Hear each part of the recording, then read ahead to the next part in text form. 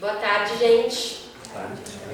Faz um tempinho, algumas semanas que a gente não se encontra, não faz o encontro aqui do nosso grupo, do GEALC, mas muita coisa aconteceu nessas últimas semanas, especialmente na equipe que está produzindo artigos e na modernização do nosso site. Então, como informe, né, do que ocorreu nas atividades do nosso grupo das últimas 3 semanas, especialmente a publicação de 2 textos bem interessantes, um sobre as eleições na Bolívia, que foi o nosso texto de estreia no site novo do GEALC, que foi escrito pela doutoranda do EPM, Tatiane Watanabe, que está na Bolívia nesse momento fazendo trabalho de campo. Ela esteve aqui com a gente num dos nossos debates, nossos painéis de pesquisa sobre Bolívia, há algumas semanas atrás, né? No mês de julho também. E ela escreveu um texto muito informativo, com uma análise bem interessante. Então foi um certo privilégio, né? A gente ter logo de cara uma correspondente internacional para falar sobre essa conjuntura do país, da Bolívia. E o nosso segundo texto é de autoria coletiva de um grupo de alunas. Não vou pegar meu celular porque a Bia está conectada, então, para não falar o nome errado, vou digitar aqui, para pegar o texto certinho. BRICS e a reestruturação do multilateralismo, escrito por Ana Isadora Bezerra, Beatriz Dantas e Mirella Barella. Mirella Barella é um nome harmônico. Bom, essas 3 participantes do GEALC, eu não sei se alguma delas está aqui, acho que não. Mas tivemos já esses 2 textos numa velocidade bem rápida desde que a equipe de textos foi implantada. Quem tiver interesse em compor essa equipe pode se integrar às reuniões, elas estão acontecendo sob a condução do professor Maringoni, às segundas-feiras à tarde, né? A cada 15 dias. Já existe uma agenda de textos em produção e a gente vai então seguir com essa novidade, que faz parte da nossa incorporação como projetos de extensão da PROEC. E outra novidade dentro do mesmo assunto é que a gente lançou um site novo, até agradecer o Bruno Fabrício, nosso ajudante nessa empreitada de criação do site, e logo depois o Canário, a quem eu também agradeço, conseguiu um canal para se realizar um site com o servidor da UFABC. Então a gente ainda não lançou, porque a gente não queria sobrepor informações e lançar um site novo atrás do outro, poderia ser um pouco confuso, mas a gente fez um WordPress e logo depois a gente conseguiu um domínio gealc.pesquisa.ufabc. E a gente vai fazer um espelho do site que está já ativo nesse novo. Em breve a gente vai já começar a divulgar os textos nesse novo livro, tá? Então, acho que esses são os informes. Os artigos, só dizer que os artigos saem do GGN, acho que no Terra de Edu, né? Devia estar usando isso. Todas as palavras. Eu acho que eu devia estar usando isso, não sei. Tem pouca gente, mas para a gravação melhor, né? Os artigos também estão saindo no GGN, como nos lembrou o Maringoni. E aonde mais? No Outras Palavras. Outras palavras. Então, estamos bastante difundidos por aí, né? Além disso, só um comentário, né? A gente tinha aquela agenda no dia 30 de julho sobre o debate do Furtado a respeito da Venezuela, que ia ser feito a partir do texto do Furtado e também de um artigo de resenha desse texto escrito pelo professor Maringoni e pela professora Fernanda Cardoso, que vem a ser pró-reitora de graduação. Ela estaria conosco, mas ela teve uma questão de saúde, precisou fazer uma cirurgia e já está bem, já até acabou a licença de saúde dela, mas a gente ficou sem agenda, porque na semana que vem, quarta-feira, é feriado de aniversário de São Bernardo, e aí depois já é reposição, e aí acabou o quadrimestre. Então a gente vai transferir esse mesmo debate. Esse foi um debate interessante, né, porque a esposa do Celso Furtado, a viúva do Celso Furtado, Rosa Aguiar, ela se interessou muito, né? O Maringoni divulgou para ela o debate, ela ficou super animada e lembrou como foi que ela mesma organizou esses ensaios do Furtado sobre a Venezuela para a primeira publicação. Quem sabe até, a gente poderia até chamá-la numa... Vou colocar ela no telão para ela... Sim, eventualmente se ela não puder vir. Enfim, a gente ainda vai construir a nossa agenda do terceiro quadrimestre, né? Eu e o Maringoni temos essa pendência. Temos uma reunião agendada para primeira semana de setembro, né, para fazer isso. E então essa agenda do tema ensaios do furtado sobre a Venezuela vai ser feita no terceiro quadrimestre sem falta, tá? A gente ainda não sabe a data, mas vai ser reagendado. E hoje a gente mantém a nossa agenda marcada mesmo.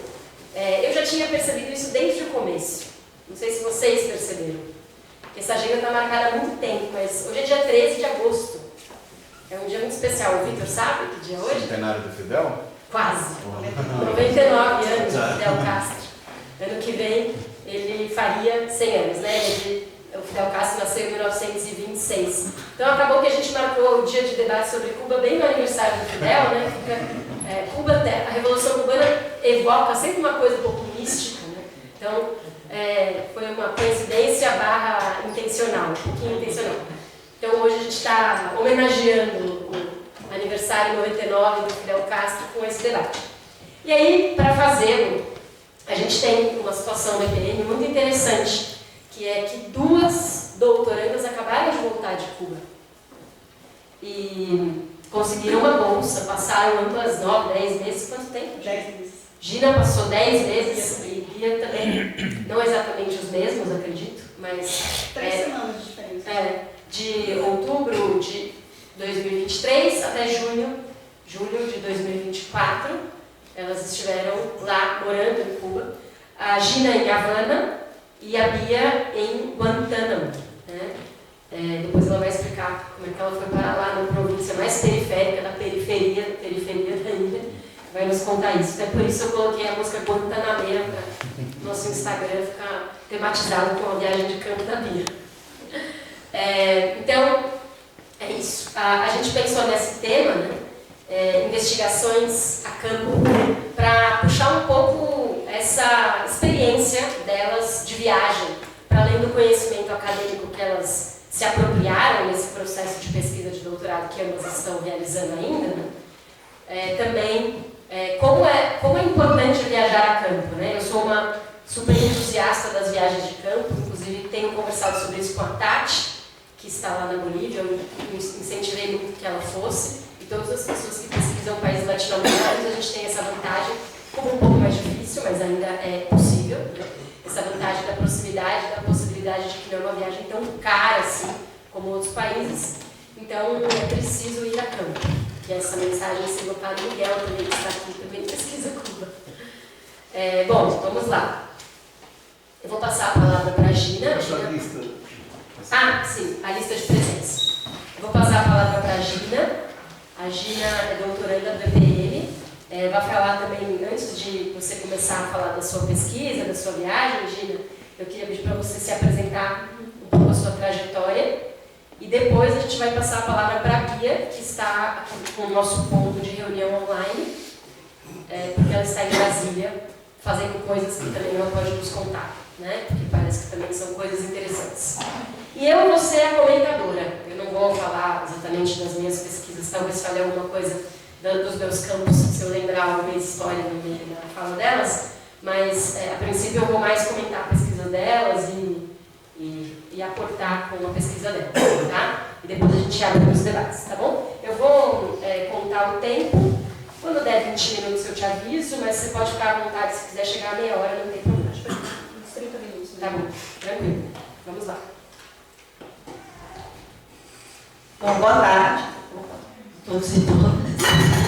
Agradecer o convite da professora Joana e do professor Maringoni para estar hoje aqui no GEAL. Eu acho que a proposta aqui é justamente compartilhar um pouco da minha experiência em Cuba, como parte do meu doutorado sanduíche, que eu fiz, na verdade, entre setembro de 2023 e julho de 2024. Foram 10 meses. Morando em Cuba, literalmente morando, porque vivenciando em Cuba. E também compartilhar com vocês um pouco de como essa experiência, de como essa estadia e essa investigação em campo, ela contribui de maneira substancial para a pesquisa da gente. Assim, é uma outra visão que a gente volta, é um outro tipo de bibliografia que a gente consulta. Bom, falar rapidamente da minha trajetória, como a Joana pediu, eu não sou formada em economia, eu sou formada em comunicação, em jornalismo, fiz meu mestrado também em comunicação, e aí no doutorado eu resolvi mudar um pouco a trajetória eu tinha, desde o mestrado, a intenção de estudar alguma coisa relativa ao socialismo, tinha pensado em Chile, que as minhas raízes também são chilenas. Os meus pais são chilenos, viveram a ditadura e vieram do Chile para cá, para o Brasil, por conta da ditadura. Mas aí depois acabei mudando a trajetória, até conversando, né, com o Vitor, que é meu orientador, para trabalhar um tipo de socialismo que ainda está vigente, que eu ainda possa vivenciar, pesquisar e ver o que está acontecendo. Então, rapidamente, essa é a minha trajetória, foi assim que eu cheguei até a UFABC. De maneira bem pragmática, eu vou tentar dividir aqui a minha fala em 3 momentos, vou tentar correr, falar em 30 minutos para vocês, porque também é bastante informação, eu acho que a Bia também tem bastante informação. Eu e a Bia estivemos quase no mesmo tempo lá em Cuba, a gente tem uma diferença aí de 2, 3 semanas no máximo, eu cheguei antes, inclusive eu recebi a Bia, eu acho que umas 2 semanas depois recebi ela lá em Havana, e depois ela foi para Guantánamo. Portanto, o que a gente vai falar aqui talvez tenha perspectivas diferentes, porque nós vivenciamos realidades diferentes dentro da mesma ilha, dentro do mesmo socialismo cubano. Só para a gente entender a complexidade que envolve aquele país. Então, no primeiro momento, eu vou trazer aqui um pouco da minha experiência, falando do centro de estudo, onde eu estive, o que eu fiz por lá, como é que eles me ajudaram, etc. Num segundo momento, eu vou trazer mais sobre o meu objeto de pesquisa. Eu acho importante trazer os avanços que eu tive, principalmente com a minha estadia lá em Cuba, a partir da bibliografia, das entrevistas que eu fiz, etc. E no terceiro momento, tentar trazer para onde está indo minha pesquisa e os desafios que eu ainda tenho para poder terminar. Então, por isso é uma pesquisa ainda está em aberto, né? Tem muitas lacunas, tem muitos desafios ainda para terminar, então acho que momentos como esse são importantes também para que a pesquisa ela ganhe cada vez mais corpo. Bom, então, em Cuba eu estive no Centro de Estudos da Economia Cubana, que é aquele símbolozinho que está ali embaixo, que é um centro vinculado à Faculdade de Economia da Universidade de Havana, é um centro de pesquisa. Portanto, os professores são professores da Universidade de Havana, professores de economia. E esse centro, na verdade, ele foi criado em 1989, bem lá na época do período especial, para que eles pudessem, então, começar a tentar entender as transformações estruturais da economia cubana, principalmente a partir daquele período, mas sem desconsiderar as singularidades do país, né, que é uma sociedade norteada ali por um projeto revolucionário, um país subdesenvolvido e um país também bloqueado pelos Estados Unidos. Os professores do SEC, como eles chamam o Centro de Estudos, eles têm uma perspectiva bem realista da sociedade cubana e eu me arrisco a dizer, por vezes, até crítica em relação a algumas políticas macroeconômicas e algumas reformas que o próprio governo cubano estabelece. Tá? Eu tomo muito cuidado com essa palavra crítica, porque eles mesmos falam, a gente tem que ter muito cuidado, né? Porque às vezes as pessoas falam que a gente é crítico. Sim, nós somos. Mas a questão para eles é a seguinte, ok, o bloqueio existe, ele afeta de maneira brutal o nosso país, mas o que nós podemos fazer a despeito desse bloqueio, já que esse bloqueio é uma ferramenta política e ideológica dos Estados Unidos, que não vai cair tão cedo se cair. Então, é esse cuidado que eu tomo, porque muitas vezes a gente fala, às vezes eles são críticos, a gente pode cair nesse automatismo de associar um possível movimento contra-revolucionário. Não é o caso aqui. Tanto é que esses professores, esses pesquisadores, eles são chamados pelo Ministério da Economia e do Planejamento também para participar como consultores, seja sistematizando algumas pesquisas, seja participando da elaboração de políticas econômicas. Tá? Então, eu gosto de deixar isso bem claro. Então, no SEC, eu fui recebida de maneira muito gentil por todos os professores. Eles me deram acesso a uma bibliografia vasta. Literalmente, eles me deram uma pilha de livros. Eu vou ter uma mala de livros, uma produção aí que abrange os últimos 10, 15 anos da transformação da economia cubana produzida por eles.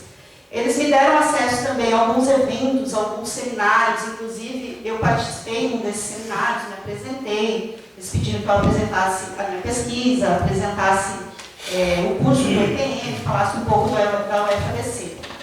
Também no centro de estudos, eles fizeram uma ponte para mim, para um outro centro de estudos sociológica, que também é da Universidade de Havana.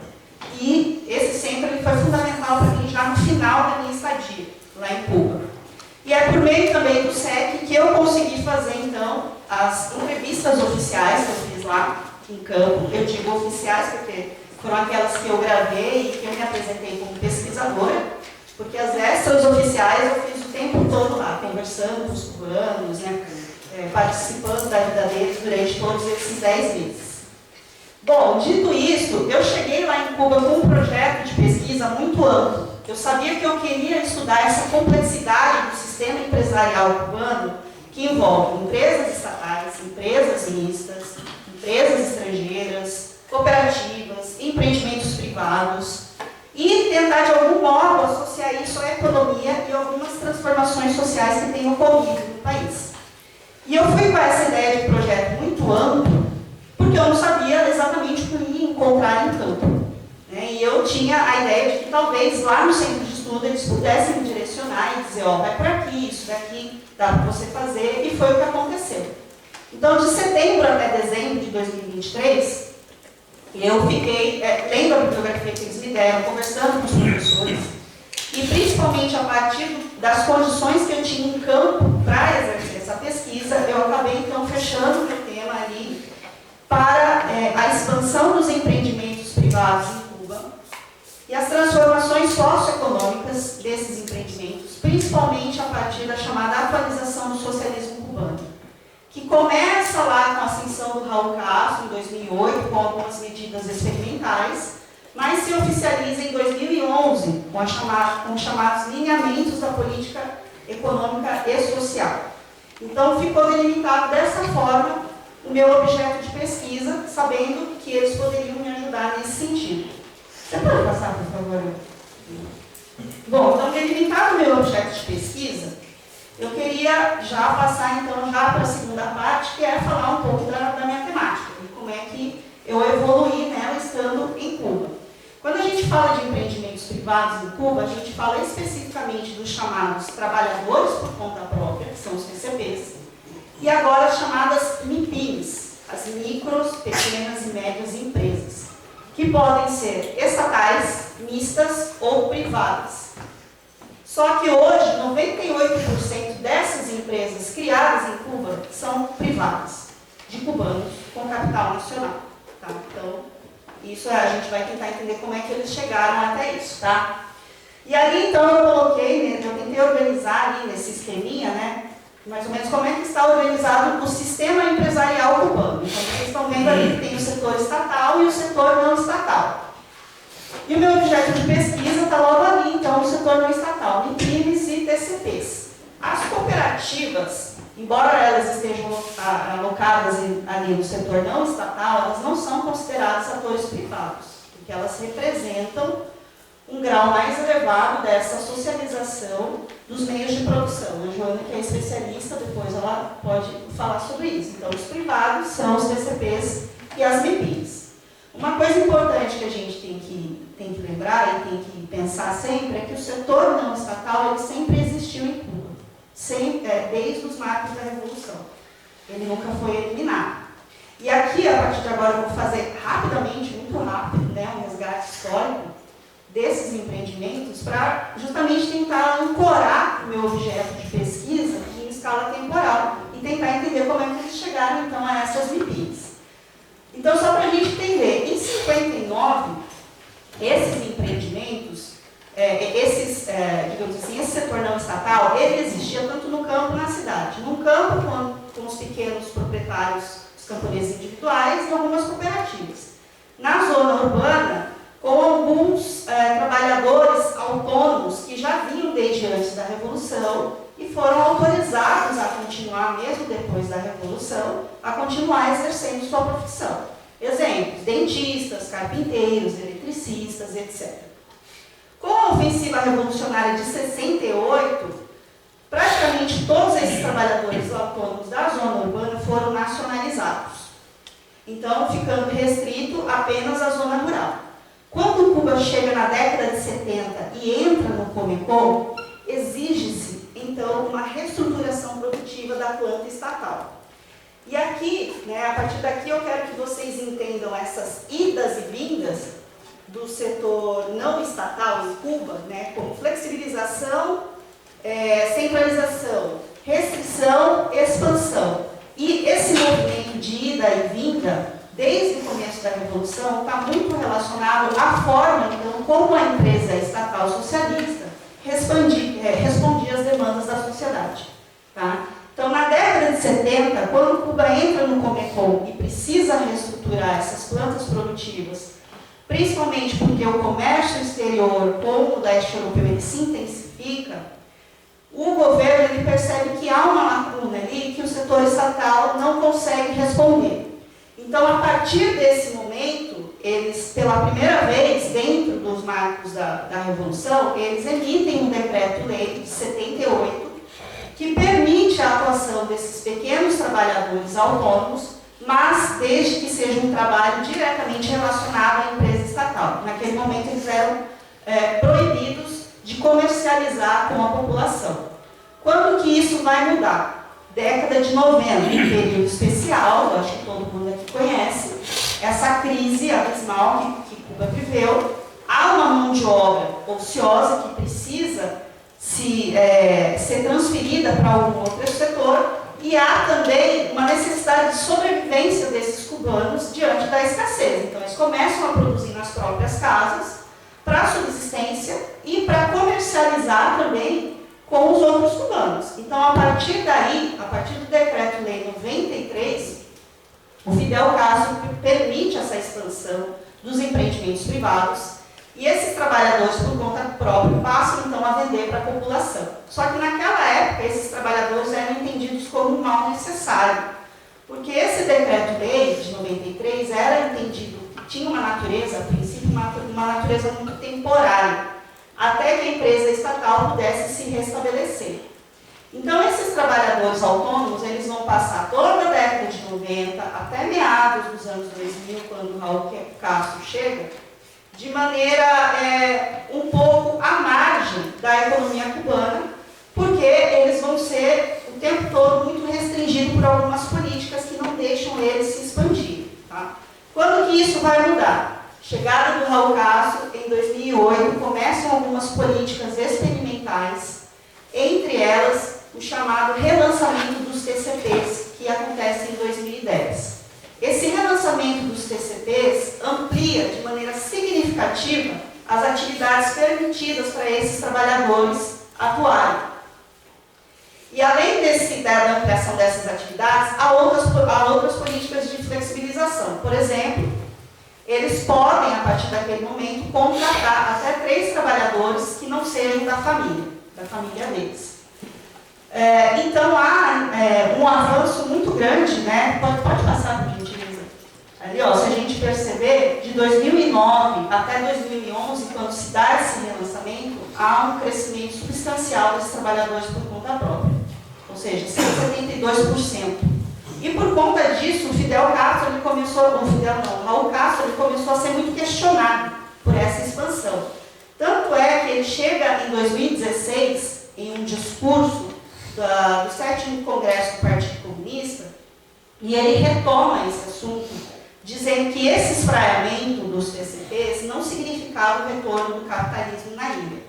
E aí, aqui, utilizando as palavras dele, né, de que, na verdade, já estava na hora de chamar as coisas pelo seu nome e evitar cair em eufemismos ilógicos para tentar esconder uma realidade que já existia.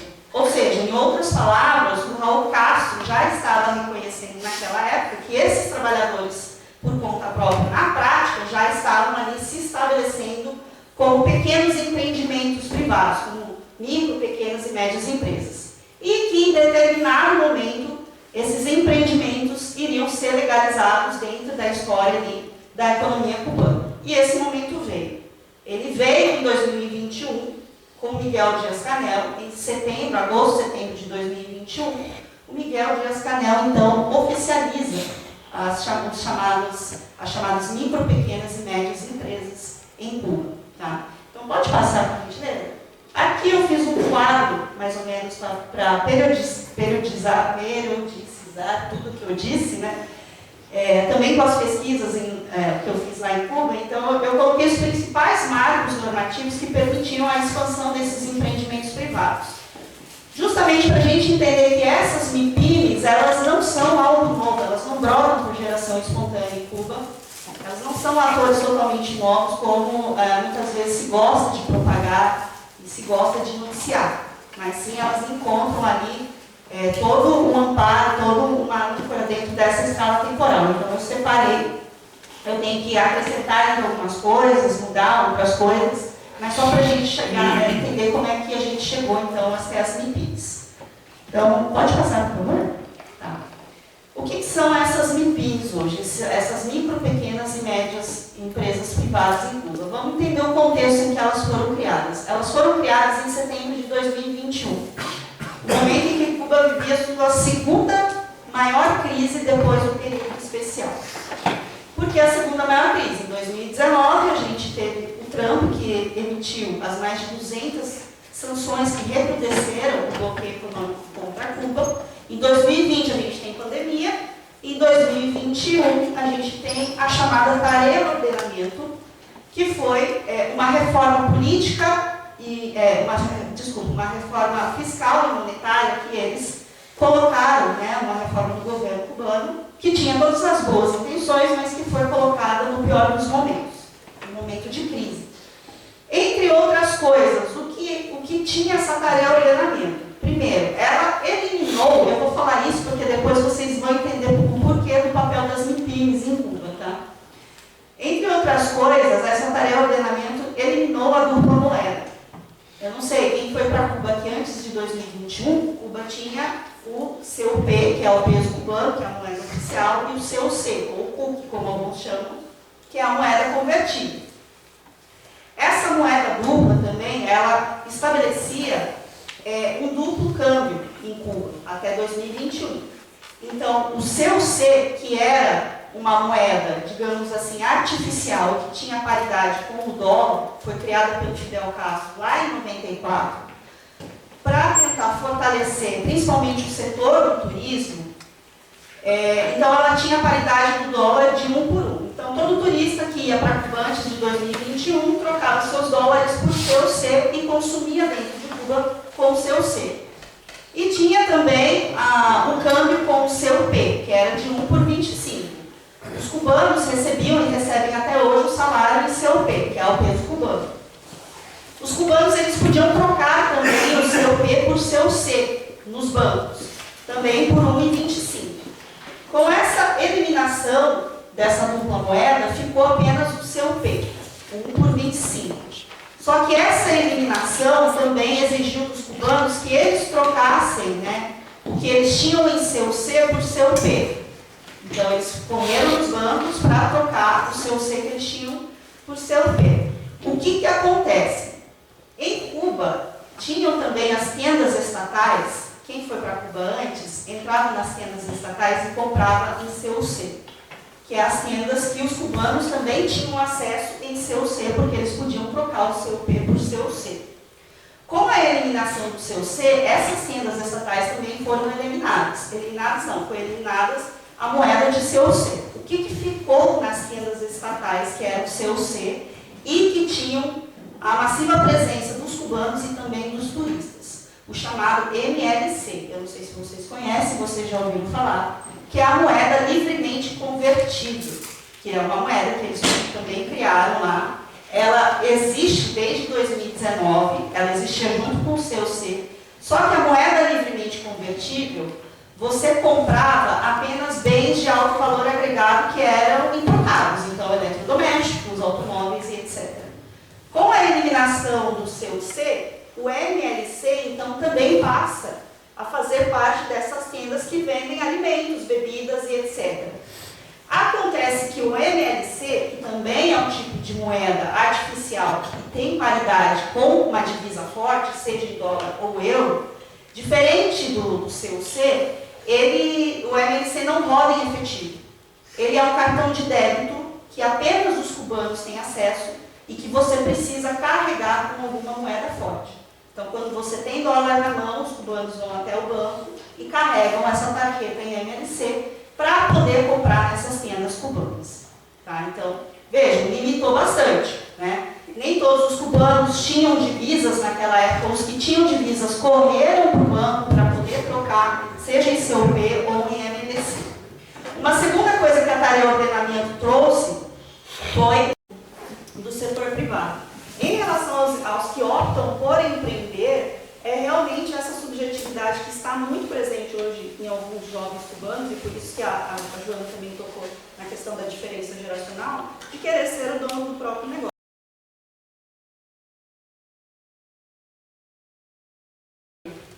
Tá pequeno, vamos falar aqui.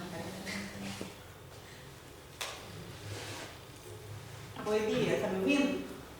Sim. Tá pequeno? Você consegue aumentar? Será que a gente consegue aumentar? É só eu descrever pelo menos. Se você descrever, fala aí. Vai. Tá, basicamente, o mouse vocês conseguem ver, né? Peraí, ele vai compartilhar aqui. Posso deixar, mas aí eu consigo mostrar a cara. A gente não consegue te ver, mas... A minha tá pequena de toda forma. Você consegue Ah, Estaria não, pequena se eu ela acho- estivesse aqui, então vai Eu acho que vai. você vai ter que falar mesmo, porque tá pequeno de qualquer forma. Tá, mas se eu ficar pequena não tem problema, porque a prioridade é não sou eu, é a pesquisa. Tá bom, então vai escrevendo aí. Tá. Então, aqui, na verdade, né, eu dividi, essa é a parte, justamente, é a primeira vez que eu estou apresentando esses dados. Aqui a gente já está falando da análise dos dados das entrevistas fechadas e das entrevistas abertas. No caso das entrevistas abertas, em relação à produção agroalimentar e à questão agrária da Antana, no Cuba, eu identifiquei, né, a partir das entrevistas, as dificuldades de produção, as orientações e políticas e as consequências evidenciadas dessas dificuldades de produção e, às vezes, das próprias contradições das políticas adotadas, né? Então, no que tange dificuldades de produção, a maior parte delas foram manejadas pelos próprios camponeses. E aí, muitas delas, por exemplo, têm a ver justamente com reformas, como a Gina falou. Então, tem algumas coisas, por exemplo, que o bloqueio dificulta e tem outras que parecem não fazer muito sentido para uma parte considerável de quem precisa, por exemplo, de dinheiro em espécie, né? Então, a gente tem um processo crescente, inclusive do setor das cooperativas agrícolas. E, para os camponeses, isso é um absurdo, porque eles moram longe dos centros urbanos que têm, por exemplo, os carreiros, né, os caixas para tirar o dinheiro, e isso significa uma série de dificuldades que eles acham que não condizem, inclusive falta de pagamento e tudo mais, né? Dentro de orientações e políticas, tem uma questão muito polêmica, que é justamente como essas últimas transformações têm aumentado a brecha entre, né, essa brecha econômica entre diferentes produtores ou entre diferentes pessoas, né, mas nesse caso no campo, entre diferentes produtores, que é um dilema, né? O Estado cubano deve direcionar os recursos para os produtores de avançada, que são produtores que, né, têm aí, os produtores de avançada são aqueles nas cooperativas, no meu caso eu só entrevistei CCS, né, que é Cooperativa de Crédito de Serviço. Os produtores de avançada são aqueles que apresentam rendimentos satisfatórios e por em cima da média dos outros produtores. E aí os recursos do Estado vão justamente para esses produtores de avançada, porque são recursos limitados e vão para eles, mas percebam que isso acaba gerando justamente os produtores que não conseguem atingir essas metas, né, das cooperativas ou da própria contratação do Estado, eles acabam ficando cada vez mais à deriva, e isso é extremamente complicado, né?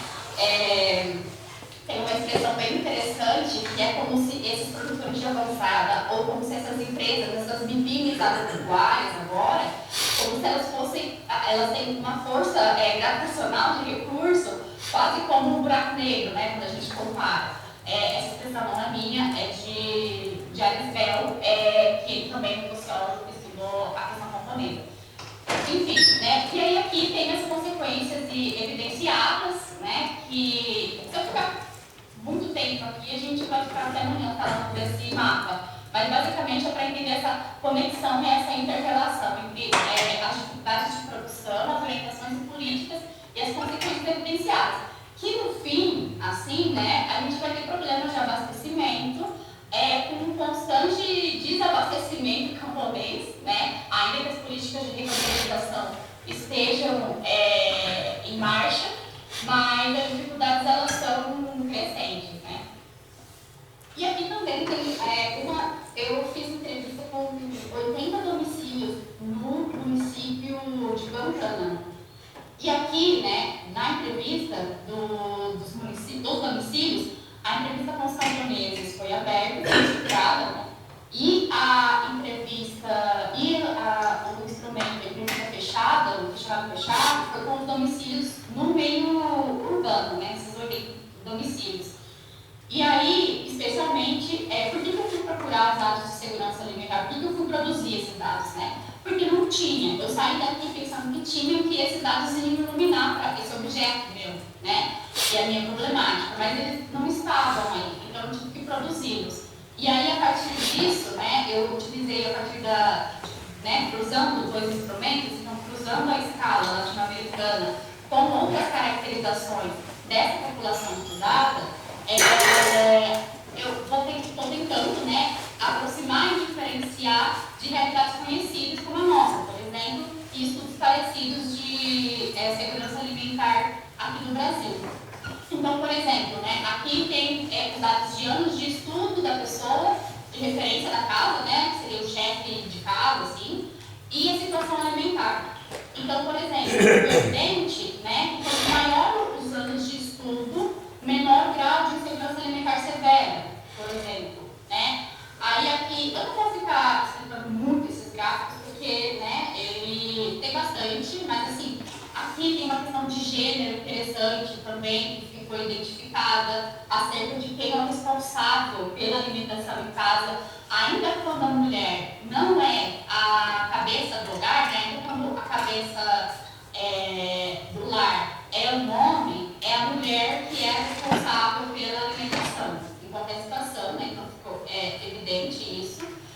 Aqui também é interessante ver que o mínimo que a gente tem aí, com esses 70 domicílios, de áreas diferentes de Guantánamo, o mínimo que a gente tem de gastos com alimentação é 50%.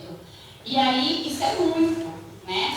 E uma parte considerável, por exemplo, respondeu já de 90 para cima, né? Então, a gente, é muita coisa, a maior parte respondeu de 90 para cima.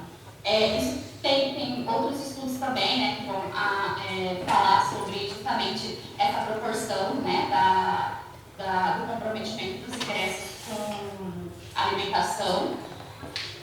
E aí aqui, né, de novo, né, olha que interessante, a gente começa a ver insegurança alimentar a partir do momento, insegurança alimentar severa, a partir dos 90% de gastos com alimentação. A percepção sobre os preços, porque, eu não sei se a Gina comentou nos últimos minutos da fala dela, mas a famosa canasta, né, que é onde os cubanos eles conseguem acessar vários itens de maneira bastante subsidiada, inclusive eu acho que quase sustentável, né? Esses alimentos, eles eram, essa canasta, né, a partir da libreta, que você consegue, basicamente você tem uma libreta, um livrinho de abastecimento, e tem esses itens por família. Aí você vai nas bodegas, e essas bodegas são os pontos de distribuição desses alimentos subsidiados, e aí você vai anotando, né, conforme você pega o plano diário, você pega o ovo, né, mas tudo isso é racionado, porque é subsidiado. E tanto a variedade, não coloquei esses gráficos, tanto a variedade quanto a frequência tem diminuído no longo do tempo, né? E aí o que acontece é que a maior parte das pessoas agora elas consomem os alimentos, a maior composição da alimentação delas é pelo meio privado, né? E, enfim, né? E aí a gente tem justamente essa percepção acerca dos preços, né? Então, por exemplo, os preços no geral para todos os cubanos estão super elevados, mas eles reconhecem que o preço dos alimentos subsidiados do Estado, tem uma grande diferença em comparação ao preço do mercado privado, né? E uma coisa que a Gina falou sobre as MIPIMES, o setor de alimentos parte considerável de itens, por exemplo, porque você tem as tendas estatais, como a Gina disse, né? Mas as tendas estatais, você só consegue acessar por MLC, que é a moeda. E aí o que acontece aqui? As pessoas que têm alimentos e tem uma série de coisas, as pessoas que não têm acesso a MLC, elas não conseguem acessar essas tendas. Então é muito interessante porque as MIPIMES, elas entram justamente nesse fornecimento, nessa brecha, né? Porque você pode acessar em pesos cubanos o que é fornecido pelas tendas estatais em MLC. Só que aí é isso, como o MLC, a base é o dólar, né? A cotação é o dólar, você tem esses alimentos fornecidos pelas MIPIMES de maneira quase inacessível para grande parte da população. Então, é uma situação super, super delicada, né? Aí aqui eu só coloquei algumas produções que eu mandei atrasada para a Joana, né? Aqui algumas coisas que têm a ver com essa experiência, né? Que foram publicadas nos meses, para caso alguém queira ver. E eu acho que eu fico por aqui, para a gente poder trocar uma ideia.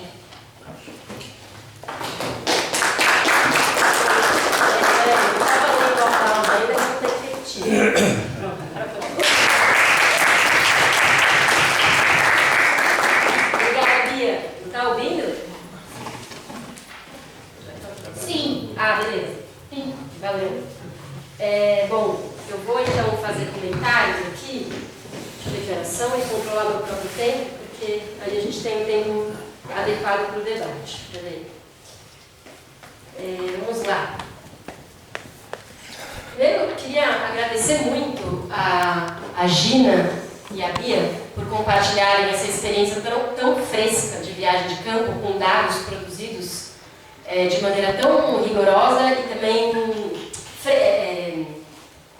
autoral, né? Assim, elas estão compartilhando com a gente elementos da tese de doutorado delas que elas ainda não compartilharam. A Gina ainda vai qualificar.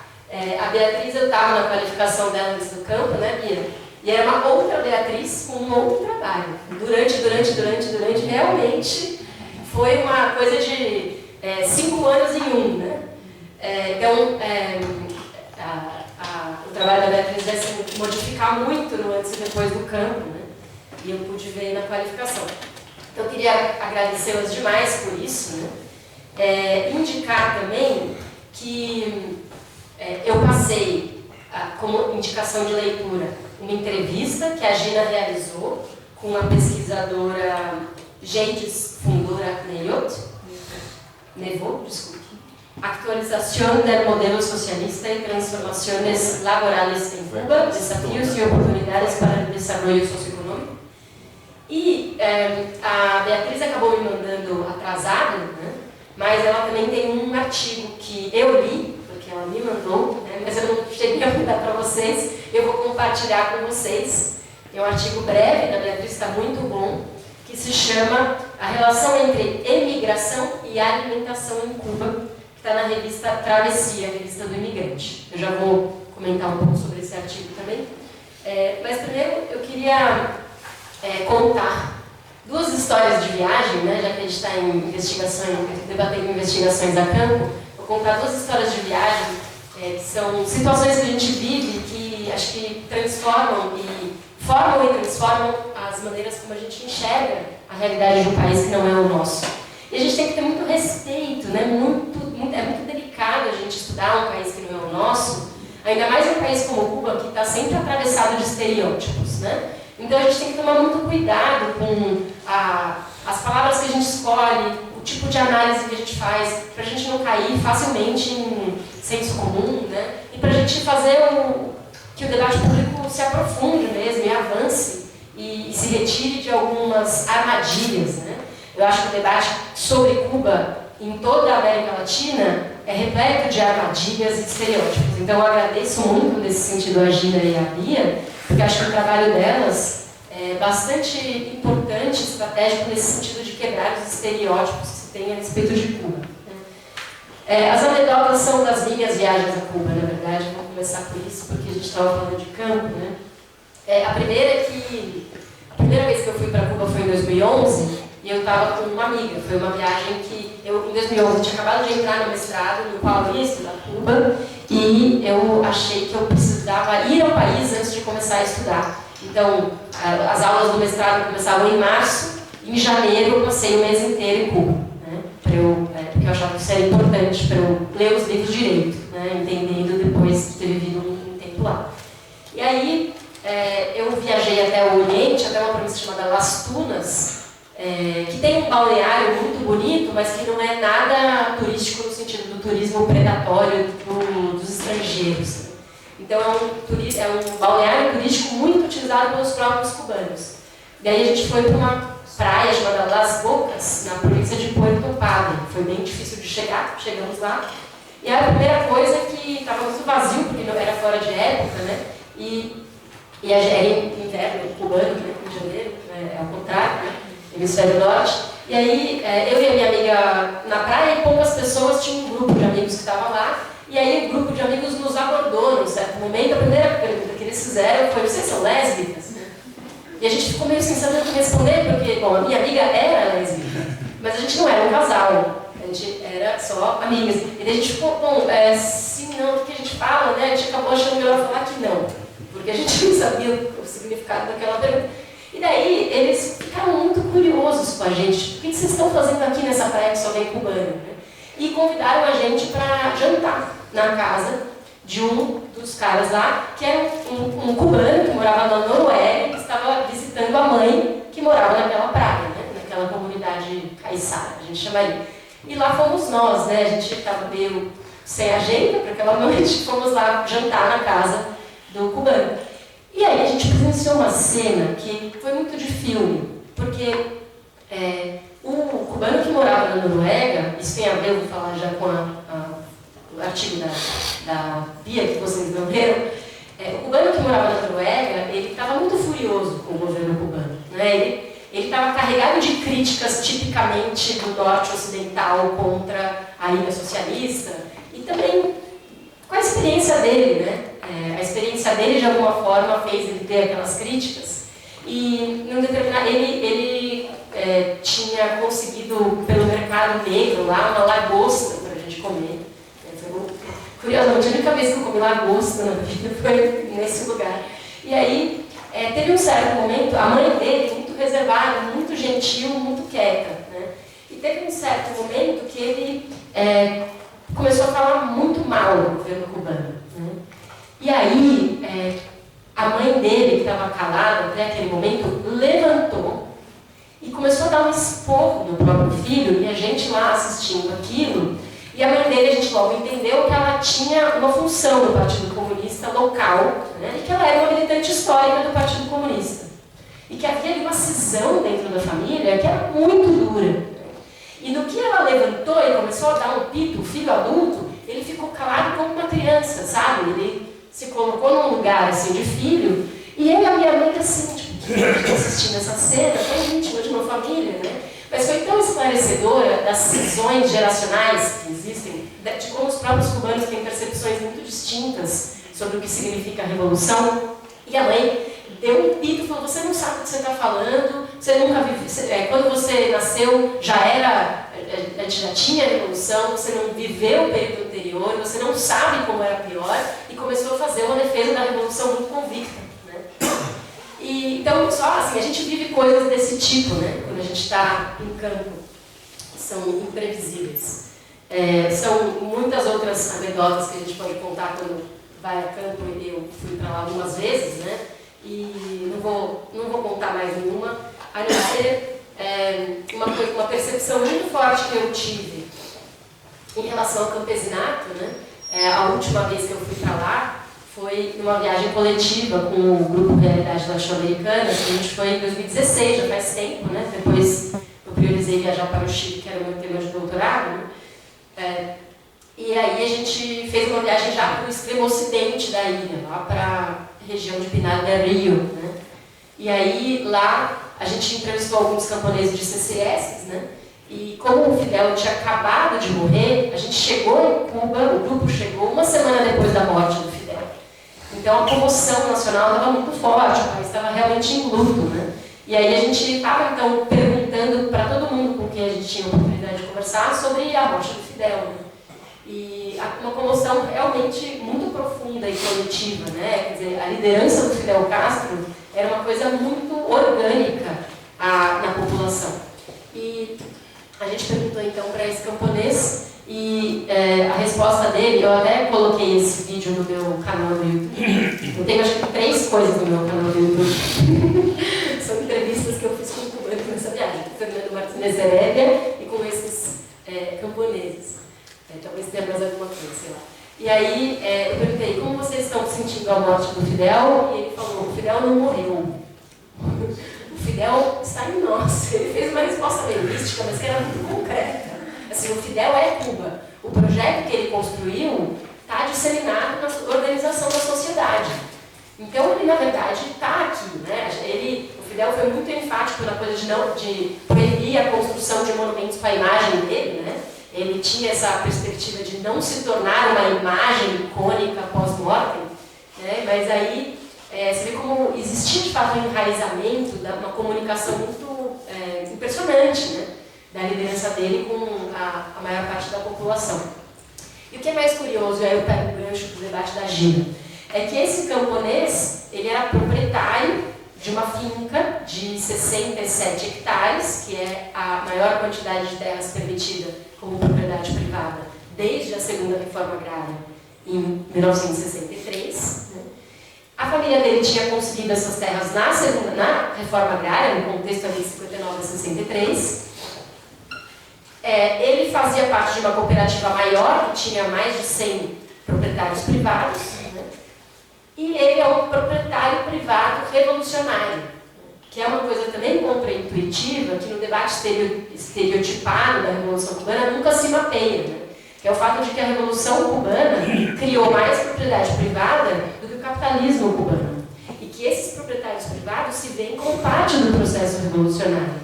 Então, no estereótipo, o socialismo é o fim das propriedades privadas dos meios de produção. Isso é uma coisa do manual, né? Na história concreta das revoluções socialistas, especialmente da cubana, há criação de pequena propriedade privada. Qual é o encadeamento produtivo dessa propriedade privada? Né? Qual é o nível de coletivização entre propriedades privadas? Então, são propriedades privadas cooperativadas em termos de crédito e serviço, que tem um encadeamento produtivo que começa com o Estado e termina com o Estado. Né? Então, de fato, essa é uma característica muito peculiar. A CCS é a forma de propriedade, ou a forma de cooperativa, melhor dizendo, mais duradoura da Revolução Cubana. Porque outras formas de cooperativa foram se desfazendo no caminho, foram não dando certo, e a CCS realmente foi muito duradoura. Eu acredito que tenha sido porque foi um arranjo funcional entre interesses individuais e interesses coletivos. E é importante pensar também nos interesses individuais para equacionar os interesses coletivos. Do contrário, você acaba gerando problemas de hegemonia no processo revolucionário. Né? Então, pegando aqui o artigo da Gina, a entrevista da Gina, né? Eu queria, depois se você puder falar alguma coisa, Gina, sobre essa questão do que a gente pode chamar de um paradoxo do trabalho no setor privado cubano. Né? Porque desde que foi liberado o pentaclubismo, houve uma migração voluntária, entre aspas, um deslocamento voluntário de trabalhadores do Estado para o setor privado. E esse deslocamento, ele tinha uma vantagem e uma desvantagem. A vantagem é melhores ganhos, melhores salários, na verdade muito relacionados com a possibilidade de ganho por trabalho, né? Por aumento da jornada de trabalho.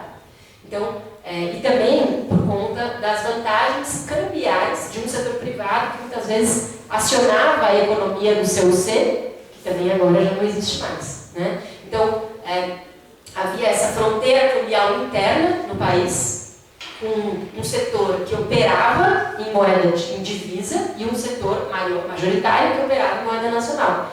E o deslocamento do trabalhador do setor estatal para o setor privado muitas vezes era rumo a esse pequeno pedaço do setor privado que operava em divisa e que, portanto, poderia oferecer uma remuneração melhor. Essa seria a vantagem. Mas a desvantagem é que as condições de trabalho desse cara não estavam exatamente regulamentadas ainda, depois estiveram, né?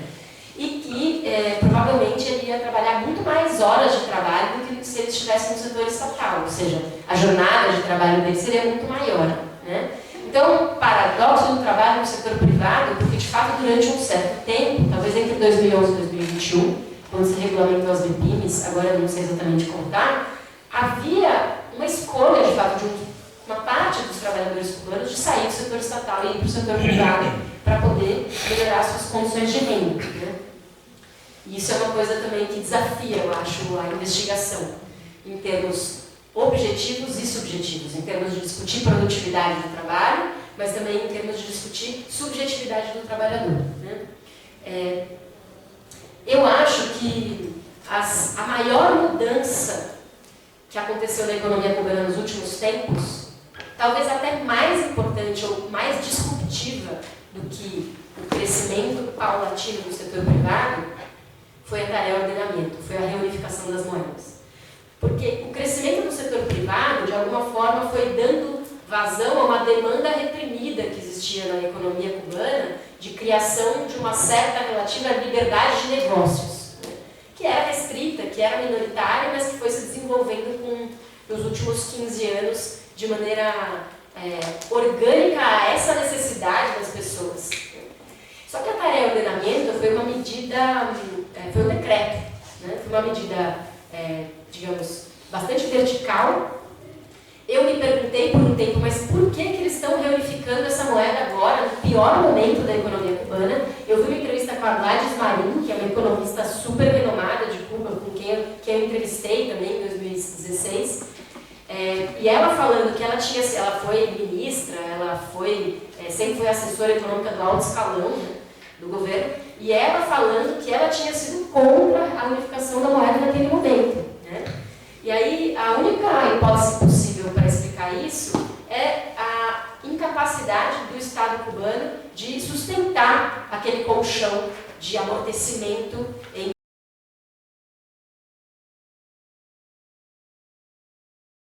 era bom. Hoje já não é. De uns 5 anos para trás, de uns 5 anos para cá. Então, é muito interessante você conversar com os cubanos hoje, que para eles existe o antes do Covid e o depois do Covid, A, C e depois C. Então, eles sempre vão falar, uns 5 anos atrás, antes da Covid não é assim. Depois da Covid piorou. Então, para eles hoje, falando, né, o serviço público como saúde e educação, para eles decaiu muito. E isso não atende às expectativas deles. Tem alimento de graça? Hoje, não. Existiam os comedores, né, que eram de graça, principalmente para as pessoas em situação de maior vulnerabilidade. Mas hoje, por conta da escassez, e o Estado ele não está mais dando conta também de subsidiar. Por isso, e aí eu já vou responder, eu acho que foi o Vitor que perguntou da libreta, né? Por isso, eles estão, desde o processo da atualização, numa tentativa de, numa política de subsidiar mais pessoas e menos produtos. Então, a libreta, ela vem rareando de uns tempos para cá, de uns 10 anos para cá. Ela não é mais constante, ela chega de maneira muito escassa quando tem. Essa é a única maneira de alimentação da população mais vulnerável. Então, como os pensionados, enfim. Né? Então, que não tem acesso às MIPIMs, principalmente, né, que vendem esses alimentos. Então, a libreta é uma forma de acesso ao alimento. As tendas estatais são outra forma de acesso ao alimento, só que elas estão em MLC, como a gente comentou, elas estão em divisas. E hoje são as MIPIMs. Então, você tem esses três. Tem alimento em Cuba? Tem. Né? Dizer que não tem alimento em Cuba também é injusto. Tem. Mas exige toda essa análise, essa complexidade de acesso a esses alimentos. Né? E é diferente realmente na capital e na zona rural. Vamos lá, o Miguel falou da força, se eles têm noção da força que eles exercem do ponto de vista regional. Conversando com a população, eu realmente falava isso para eles, eu acho que eles não têm noção. Né? Porque era muito engraçado, né? Eles falavam, mas o que você veio fazer nesse país? Você veio morar aqui 10 meses? Né? Por que você não foi para os Estados Unidos? Né? Eles falavam. E aí eu falava para eles falavam, esse país não tem nada, né? Porque você ouve muita reclamação dos. E aí, uma coisa que eu percebi, até comentei com a Bia, que eles não têm a dimensão da riqueza do recurso humano que eles conseguiram criar nesse processo evolucionário. Porque eu falei, vocês não têm noção da qualificação que vocês têm em comparação a outros países subdesenvolvidos. Assim, é surreal você conversar com um cubano na rua. Porque parece que você está numa assembleia, você senta numa pracinha e ele vem falar sobre política. Ele vem perguntar, e o Lula, né? E o Bolsonaro, né? Eles não perguntam sobre futebol em São, eles perguntam de política. E aí isso que eu falava para ele, vocês não têm a dimensão que vocês construíram enquanto recurso humano. E eu estou falando do ponto de vista também de um país que é subdesenvolvido. Então, eu acho que essa dimensão eles não têm, eles ficavam meio assim, né? Então, eu acho que esse ponto de vista eles não têm. Então, esse impacto do Vitor, a experiência dos... Bom, as perguntas do Vitor são bem complexas, né? Exigem horas de discussão. A experiência sobre socialismo e democracias, como que eu vi estando em Cuba? Tá, a democracia em Cuba, e aí eu estou vendo o ponto de vista dos cubanos, o que eles me falaram, tá? Está muito associado a uma melhora econômica. Então, o que eu percebi? Alguns cubanos, eles me diziam, olha, não me interessa se este país continuar sendo um partido único, em que eu tenha que votar num partido único, desde que a economia melhore, que eu consiga ter acesso a alimentos básicos. Então, alguns desses cubanos, eles querem uma transição via China ou via Vietnã. Então, não necessariamente para eles a solução está numa democracia ocidental aos moldes neoliberais. E outros cubanos, eles diziam o seguinte, olha, se esse governo não é bom, né, não é suficiente para nos dar condições econômicas e materiais, então a gente tem que colocar outro governo. Então, sim, a gente quer votar. Então, a democracia para eles está muito associada ao voto. Eles votam. Não, eles querem votar em outro governo. Né? Então, eles diziam... Tem outros partidos. Exato. Né? Então, uma outra pessoa que nos deu uma outra opção como melhoria econômica. Né? Então, a democracia para eles está muito associada à melhoria econômica. Sobre socialismo e mercado em Cuba. Essa também é uma outra questão difícil. Né? Porque, de fato, né, a Joana ela comentou que há esse processo de mercantilização cada vez maior a partir da tarefa de ordenamento, mas é um mercado que continua segmentado apesar da dissolução da dupla moeda. Por que eu digo que ele continua segmentado? Porque há o mercado do setor estatal e hoje o mercado do setor privado. E aí eu comentei com vocês que o setor privado, eles importam muito, esses cubanos. Como é que eles conseguem importar? A partir de divisas que são enviadas por familiares que estão fora. E aí por que eles vendem caro? Porque eles precisam pagar esses produtos em dólares, só que dentro eles precisam vender em peso. Só que onde é conseguido esse dólar? Mas eles precisam ter autorização do governo para importar alguma coisa, Sim, eles não? importam, Tá. através das intermediárias. Só que eles precisam pagar em dólares. Onde eles conseguem esses dólares? No mercado negro. Hoje o mercado oficial de dólar em Cuba é o mercado negro. Ninguém compra no mercado oficial. O mercado oficial, ele é 1 por 120, ele existe. Só que ele é disfuncional. Por que ele é disfuncional? Porque, primeiro, quando você vai, tem que ver primeiro se tem divisa, porque o governo tem divisa. Né? E segundo, ele é restrito a um saque só de 100 dólares por dia, quando tem. Como é que as MIPIMs elas vão ter acesso a esse mercado? Elas não têm acesso. Primeiro porque o governo ele não tem divisa. Então elas vão ter acesso no mercado negro, que é, quando eu fui para lá, estava 1 por 360, valia 3 vezes mais o dólar. Então elas têm que comprar em dólar no mercado negro, que é muito maior, né, a paridade, e vender dentro em Cuba em peso cubano. E aí, por que existe essa dualidade? Justamente porque não existe ainda um mercado oficial, e isso o governo cubano está tentando regulamentar esse mercado oficial para que ele se torne flexível. E por que não existe um encadeamento com a empresa estatal? Porque a empresa estatal, o governo está tentando fomentar essas MIPIMES para que, ao invés de elas comprarem produtos terminados, para que elas comprem insumos, para que elas possam vender para a empresa estatal e assim fazer um encadeamento. Só que a empresa estatal, ela trabalha com dólar por 1 por 120. Só que a MIPIME, ela tem acesso ao dólar 1 por 360. E quando ela for vender para a empresa estatal, ela tem que vender por 1 por 120. Então tem essa diferença. O mercado ele continua segmentado.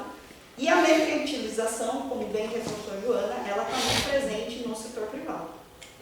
Está bem dividido esse mercado. E por último, então, o do Canário. Como é que o Centro de Estudos lá vê o futuro da economia cubana? Basicamente, né, de modo geral, eles acham que tem que haver uma transição aos moldes da China e do Vietnã, falando bem por cima. Tá? Eles acreditam que tem que haver essa transição, sim. Relações trabalhistas dos privados, eles são hoje regidos pelo Código do Trabalho, que é de 2014, e pela Constituição. Mas eles estão discutindo agora um anteprojeto para criar um novo Código de Trabalho que contemple mais especificamente as MIPIMES. E como é que a política salarial, olha, isso ainda precisa estudar porque ela é bem complexa em Cuba.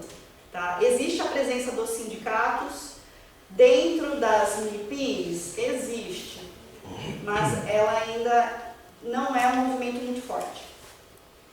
E o movimento de sindicalização desses trabalhadores privados ainda é muito fraco, porque eles não querem, porque os trabalhadores privados não querem.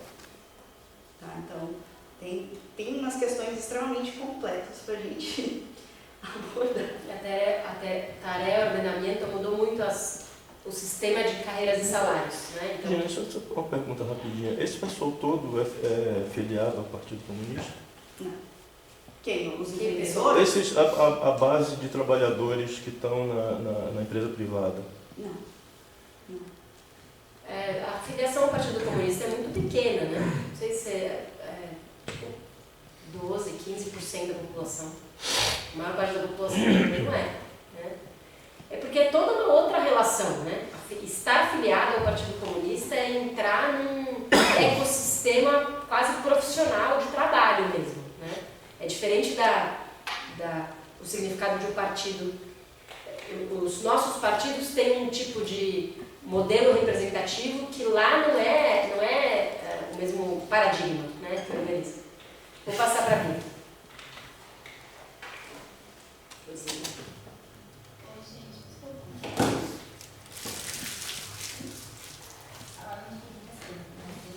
Pode falar um pouco mais alto, Bia? Só um pouco mais alto. Estão escutando? Agora é melhor? Antes estava melhor, né? Isso vai ser mais alto. É. Nossa, que loucura. Vê lá, Bia. Essa é minha. Fala de novo. Olá. Melhorou um pouquinho. Melhorou? Melhorou. Pode ir. 10 minutos. Tá, perfeito. Eu vou tentar ser o mais breve possível, né? Eu acho que assim, a primeira coisa, né, que é importante, quando a gente vai, as experiências que a gente tem em Cuba como estrangeiro e como estudante de curto período, essas experiências elas são bem diferentes da experiência que tem primeiro, né? Para falar, né, de uma experiência um pouco mais larga, a pessoa que vai ficar mais tempo e que vai experimentando outros círculos que não sejam aqueles que te encaminham, né? E muito diferente, né? Aí anos luz de diferença em relação aos próprios cubanos. Isso é um fato. Então, e aí para ilustrar esse exemplo, e já tentando responder várias pessoas, a Joana e o Vitor, o que acontece? Por exemplo, quando eu fui na experiência da Cruzada Teatral, eu não fui como pesquisadora autorizada para aplicar um instrumento com os camponeses. Eu fui conversar com os camponeses e eu vi uma realidade, né? Ou seja, eu ia para o lugar em um mês, né, em 34 dias, cada dia a gente estava num município, numa área diferente da província, a cruzada ficava em um lugar, e quando estava acontecendo o evento cultural da cruzada, eu circulava nessa área rural para poder conversar com os camponeses. Eu vi uma realidade. Quando eu fui no município de Guantánamo, e aí já autorizada para aplicar os instrumentos via ANAF, né, que é a Associação Nacional de Pequenos Agricultores, que é, né, aí a gente tem, né, justamente, são agricultores que né, a CCS é, de certo modo, a forma cooperativa, bem entre aspas, assim, né, menos estatal dentro da perspectiva de influência do Estado na gestão da cooperativa, mas é um órgão estatal, né, a ANAF. E aí eles me direcionavam justamente aquelas fincas que eram fincas de avançada, ou seja, as fincas que tinham os melhores rendimentos. E aí eu vi uma diferença absurda em relação à alimentação. Primeiro, eu vi duas diferenças, né? A diferença de acesso entre uma realidade das áreas intrincadas quando eu caminhei sozinha e a diferença entre as áreas rurais do município de Guantánamo quando me levaram. Então, eu acho que isso fez muita coisa, né? Agora, se a gente tira supondo que isso não existisse, né? A gente desconsidera essa realidade de encaminhamento versus andar sozinho. A alimentação das fincas, né? A alimentação das pessoas que eu entrevistei no campo é uma alimentação muito mais diversa, né? Muito mais diversa. Os resultados eles são opostos aos resultados que eu encontrei na cidade, por exemplo. Ainda que na cidade, ainda que Guantánamo seja uma província bem oriental, a cidade de Guantánamo, ela é urbana, né? Você tem mais área rural, né? Mas a cidade de Guantánamo em si tem muito mais população urbana, né? Você tem a conta lá que eles fazem de um camponês para 50 pessoas no município. Então, eu acho que essa diferença é importante, né? Para dizer sobre... Agora, tem uma diferença fundamental entre, por exemplo, os produtos da libreta. Os produtos da libreta, eles são todos importados, né? Que basicamente hoje está concentrado em arroz, açúcar, às vezes café, às vezes feijão, às vezes ovo, azeite, óleo, né? Óleo geralmente de girassol, mais girassol com soja. E aí, esses alimentos que são importados, e aí é onde está justamente essa contradição. As províncias orientais, elas são mais vulneráveis. E Guantánamo é uma das mais vulneráveis. Ela meio que, em dados, assim, ela vai ficar ali com Las Tunas, justamente, que é a província que a Joana mencionou. E assim, só que Guantánamo tem... eu fui para Las Tunas também, e eu vi que em Las Tunas tem um dinamismo econômico mais intenso que Guantánamo. Mas o que eu queria dizer é que, quando esses produtos importados eles chegam, né, tanto no Porto de Havana quanto no Santiago, mas especialmente no Porto de Havana, existem 1000 quilômetros para chegar até a província de Guantánamo. Então, nesses 1000 quilômetros, a gente tem, num país de crise de combustível, você tem uma dificuldade imensa para que esses alimentos cheguem, né?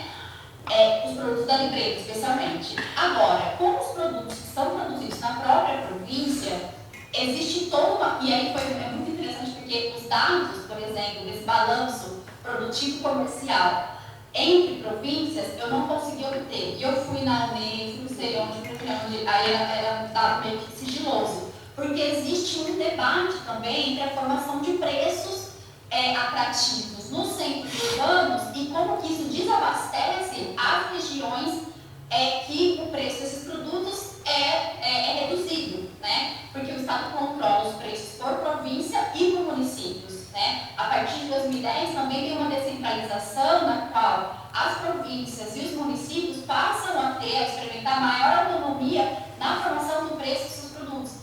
E aí o que acontece é que existe uma contradição entre você tenta estimular o produtor, dizendo para ele que, olha, para vender, né, você vender no centro urbano, na cabeceira da província, você pode vender mais.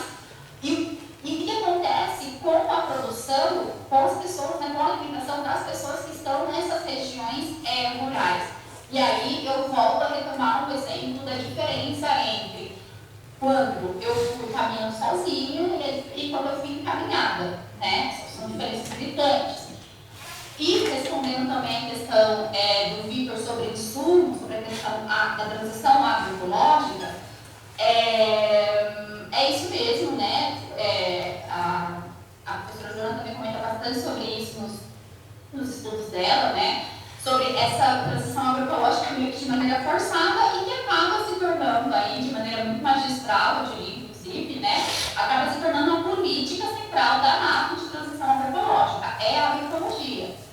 Entretanto, todavia, todos os camponeses que eu conversei, eles falam de maneira muito nítida, assim, das dificuldades de plantio nessa escassez de recursos, né? E aí é interessante também a gente trabalhar, especialistas também, né? Alguns especialistas também pontuaram essa dificuldade, né? Inclusive falaram assim, que aí vou trabalhar de maneira mais específica na tese, né? De diferentes cultivos, quais cultivos eles seriam, se deveria existir uma diferença, né? Em cultivos agroecológicos específicos e outros cultivos por uma maior produção, em larga escala, será que é agroecologia? Enfim, né? Tem um debate dentro também, tipo, né? E para finalizar, não sei se eu vou conseguir responder todo mundo, para finalizar, eu queria falar um pouco sobre essa insustentabilidade desse sistema de subsídios, que é muito complicado, porque, e aí quando eu falo de insustentabilidade, eu estou querendo dizer que a única saída, né, longe de mim, que é a monetização, e que enfim, né, mas o fato que pesa muito o status quo, porque, por exemplo, sobre o pão, que é, né, um dos itens de propaganda e de efetivação de fato dessa política social urbana, que é o pão a um peso, né? Esse pão a um peso, por exemplo, ano passado, ele era repassado a um peso para o consumidor, mas a produção dele era de £1,32. E isso não era repassado, então isso entra como subsídio, né? Então você tem, quando você olha de maneira mais ampla, assim, o que a gente vê são diferentes subsídios do leite, da produção de leite, da produção de diferentes coisas, né? Que são subsidiados, esses preços, inclusive topados também, né? Mas que a lógica mas que apresenta essas faltas de abastecimento e que aí o mercado informal, não só de dólares, mas o mercado informal também de alimentos, ele é uma verdade, assim, tipo, muito evidente. O mercado, porque o que acontece? Quando a gente tem essas dificuldades de produção do camponês, você tem a figura do intermediário, que vai vender num lugar mais caro e vai vender, e vai passar para o camponês com um maior valor que o valor que o camponês fecha com o Estado, por exemplo. O camponês começa, então, ele entrega a parte contratada que é devida por causa do usufruto da terra, por exemplo, né? Ele tem que entregar uma parte contratada pela CCS, mas uma outra parte que ele também poderia entregar de maneira com um preço abaixo, mas ele entrega para esse intermediário que vai vender em outros, enfim, nem sempre vende na mesma província, né? Então, não sei se eu respondo todo mundo, mas assim, são essas contradições mais ou menos, né? Difíceis.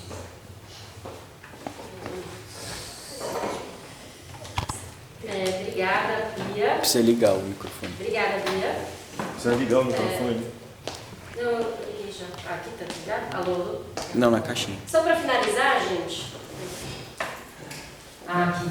Só para finalizar, então, Queria agradecer a presença de todos.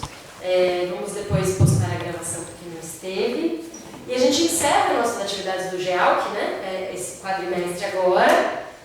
E aguardem novidades, porque eu e Mário Moura estamos já pensando sobre a nossa agenda do próximo quadrimestre. Vitor se integra a nós. Eu conheço o Vitor há muito tempo, mas calhou de que o meu período de visitante aqui foi um período que ele estava fora. Então agora a gente se encontra, de repente dá para fazer algumas coisas ainda, né? E o que eu ia dizer? Eu ia só dar um informe relacionado com a disciplina extensionista que eu estou realizando nesse quadrimestre. A gente tem feito muitas atividades em escolas, né? Uma disciplina chamada Economia nas Escolas. E esse projeto vai ter continuidade via programa de pós-graduação em Economia Política Mundial. A gente vai fazer o projeto de extensão do EPM, a partir daquele edital que foi uma parceria da ProPG com a ProEP, né?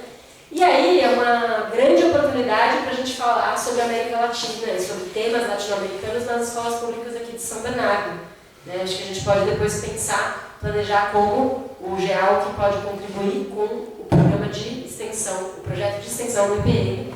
Então fica aí a deixa para vocês começarem a pensar os pontos que ainda ficaram. Joana, só uma coisinha. Nós estamos fechando o primeiro ano de trabalho do GEALC. Se não me engano, a gente começou dia 9 de agosto do ano passado. Então isso fecha um ciclo no meio do ano, mas a gente fecha e abre no próximo quadrimestre. Sim. É um tempo. Então a gente tem aí, aos poucos a gente vai dando mais densidade para o que a gente faz também, né? Mais práticas extensionistas, mais divulgação, mais relação com a sociedade, mais construção interna aqui na universidade também. Ok? Então, obrigada e valeu.